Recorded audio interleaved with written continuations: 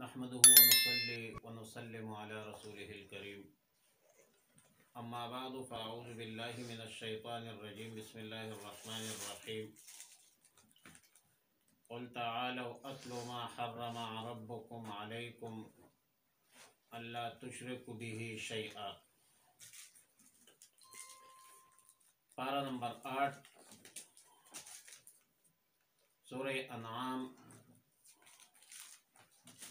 آیت نمبر 151 رکوع نمبر 19 ترجمہ یہ ہے قل تعالوا اتلوا ما حرم ربکم علیکم، آپ فرما دیجئے کہ آؤ میں تمہیں وہ چیزیں پڑھ کر سناتا ہوں جو تمہارے رب نے تم پر حرام کی ہے۔ اللہ تشرکوا بہ شیئا، کہ اللہ کے ساتھ کسی چیز کو بھی شریک مت ٹھہراؤ۔ وبالوالدین احسانا، اور والدین کے ساتھ حسن سلوک کرو، نیکی کرو۔ ولا تقتلوا اولادکم من املاق، اور قتل نہ کرو اپنے اولاد کو تنگ دستی، مفلسی، غربت کے ڈر سے۔ نحن نرزقکم وإیاہم، ہم رزق دیتے ہیں تم کو بھی اور ان کو بھی۔ ولا تقربوا الفواحش ما ظہر منها وما بطن، ولا تقربوا الفواحش ما ظہر منها وما بطن، اور قریب مت جاؤ بے حیائی کے کاموں کے جو ان میں سے ظاہر ہے اور پوشیدہ ہے۔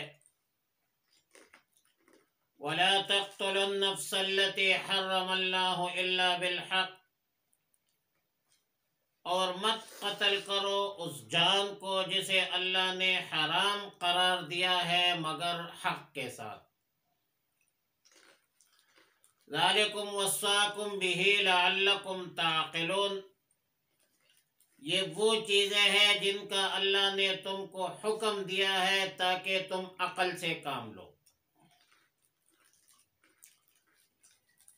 گزشتہ 2-3 رکوع سے تسلسل سے یہ مضمون بیان ہو رہا ہے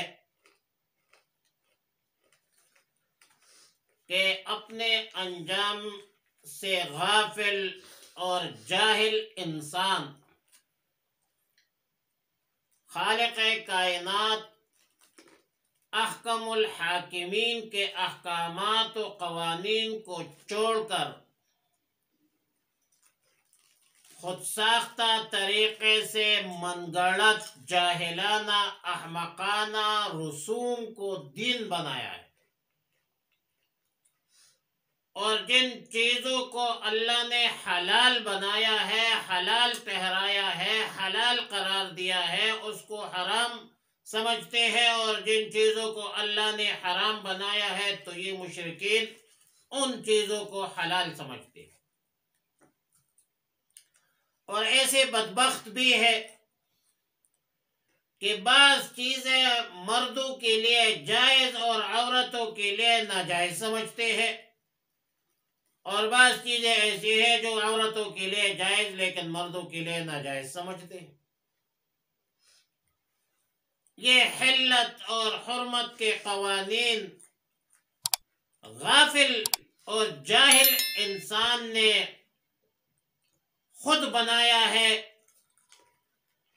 اور اب اس رکوع میں ان چیزوں کا بیان ہے جن کو اللہ نے حرام قرار دیا ہے، اور 9 احکامات بیان کرنے کے بعد 10واں حکم یہ فرمایا کہ وَهَذَا صِرَاطِي مُسْتَقِيمًا فَاتَّبِعُوهُ، یہ دین، یہ میرا سیدھا راستہ ہے اور اس پر چلو۔ اب وہ 10 احکامات کیا ہے؟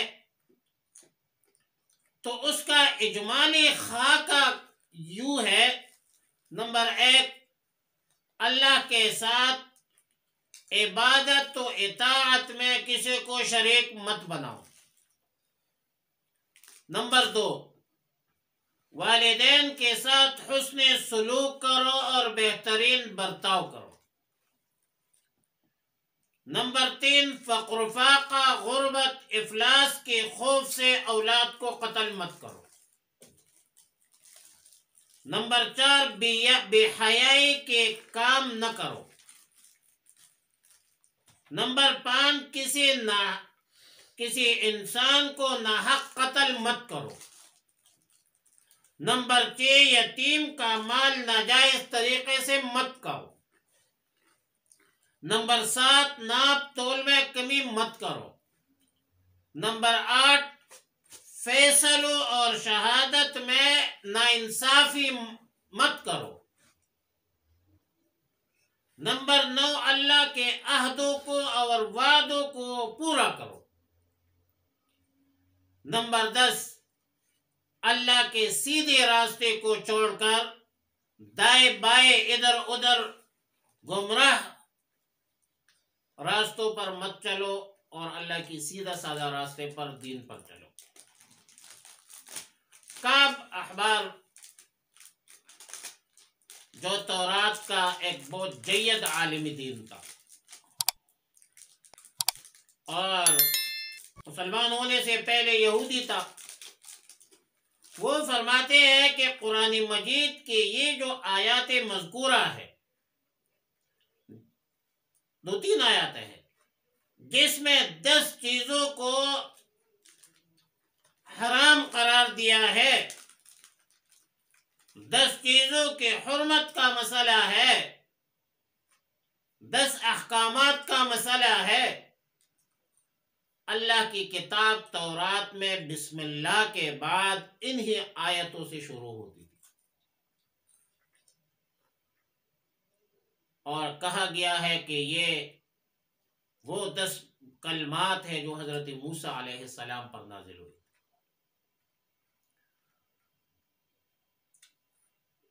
مفسر قرآن حضرت عبداللہ ابن عباس رضی اللہ تعالی عنہما کا قول ہے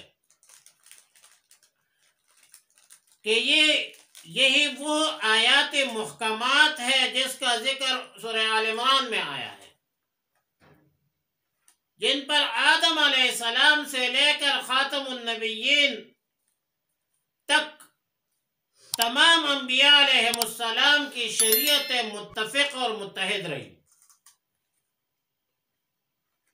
ان میں سے کوئی چیز کسی مذہب و ملت میں، کسی شریعت میں، کسی دین میں منسوخ نہیں ہوئی ہے۔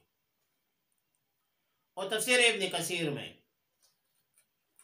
سیدنا عبداللہ ابن مسعود رضی اللہ تعالیٰ عنہ سے منقول ہے، فرمایا کہ جو شخص رسول اللہ صلی اللہ علیہ وسلم کا ایسا وصیت نامہ دیکھنا چاہتے ہیں جس پر مہر لگی ہوئی ہو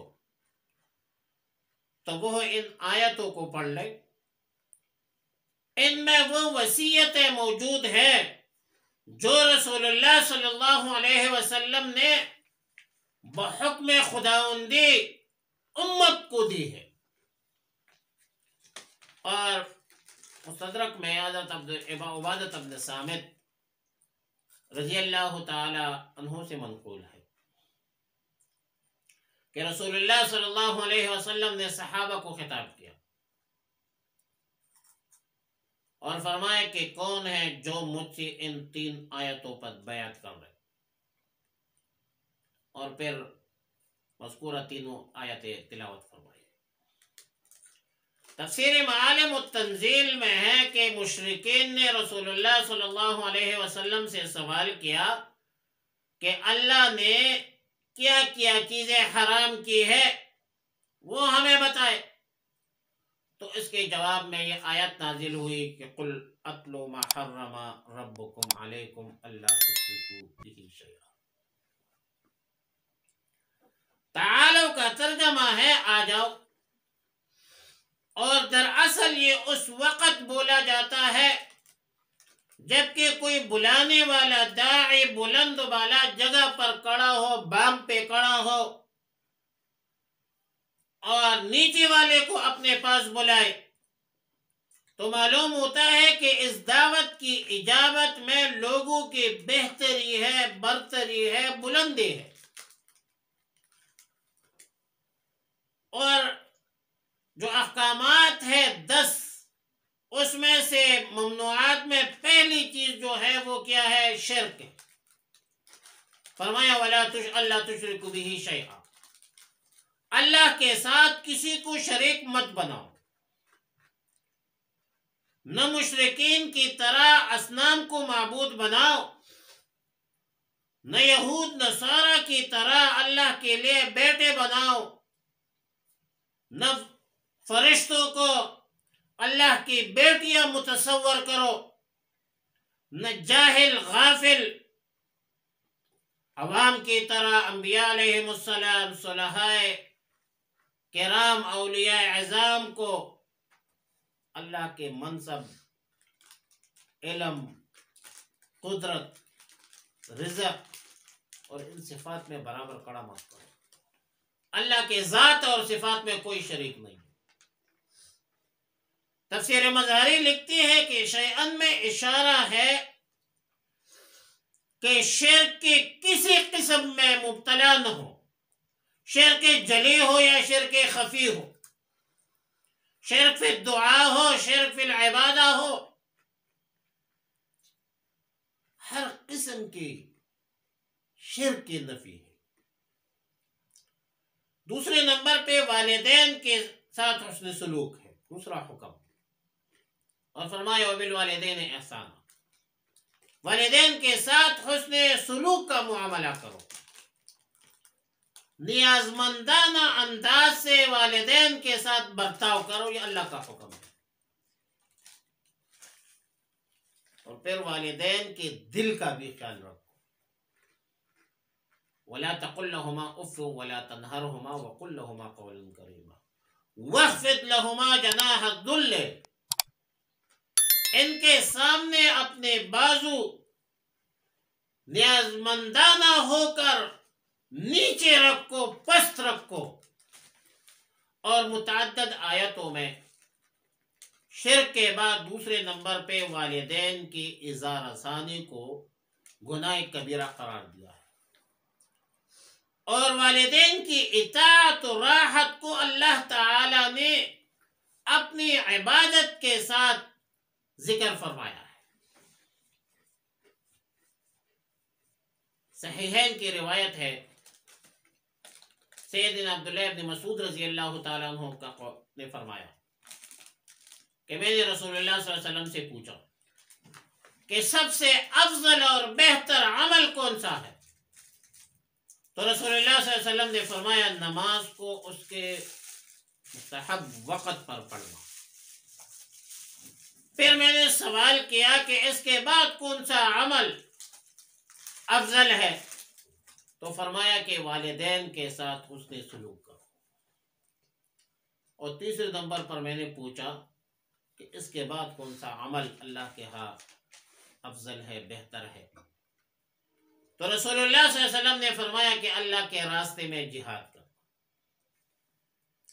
اور رسول اللہ صلی اللہ علیہ وسلم نے فرمایا کہ رغم انفہ، رغم انفہ، رغم انفہ 3 دفعہ فرمایا، ذلیل ہو گیا، ذلیل ہو گیا، ذلیل ہو گیا۔ صحابہ نے عرض کیا یا رسول اللہ صلی اللہ علیہ وسلم کون ذلیل ہوا؟ فرمایا وہ شخص ذلیل ہوا جس نے اپنے والدین میں سے ایک کو بڑھاپے کے زمانہ میں پایا اور پھر وہ جنت میں داخل نہیں ہوا۔ مطلب یہ ہے کہ بڑھاپے کے زمانے میں والدین کی خدمت جنت کے ملنے کا سبب ہے، اور خدمت کی بنیاد پر ترقی، جنت کا حصول نہ کرنا، یہ بدبختی ہے، بددعا ہے۔ بعد من ادرک احد ابویہ او کلاہما فلم یغفر، جس کے والدین بوڑھے ہو یا دونوں میں سے ایک ہو، وہ اس کی اتنی خدمت نہ کر سکے کہ ان کی مغفرت کا ذریعہ بن جائے۔ جبریل امین نے بددعا کی ہے بعودہ، اور نبی علیہ السلام نے اس پر امین کہا ہے۔ بدبخت ہے، ذلیل ہے، رسوا ہے، شقی ہے وہ شخص جس نے اپنے آپ کو والدین کے خدمت سے محروم رکھا، اور خوشبخت ہے، نیک بخت ہے وہ شخص جس نے والدین کی خدمت کو سعادت سمجھا۔ کامیاب ہے وہ شخص جس نے اپنے والدین کو خوش رکھا، جس نے والدین کو راضی رکھا۔ والد راضی ہے تو اللہ بھی راضی ہے، رضا رب فی رضا الوالد۔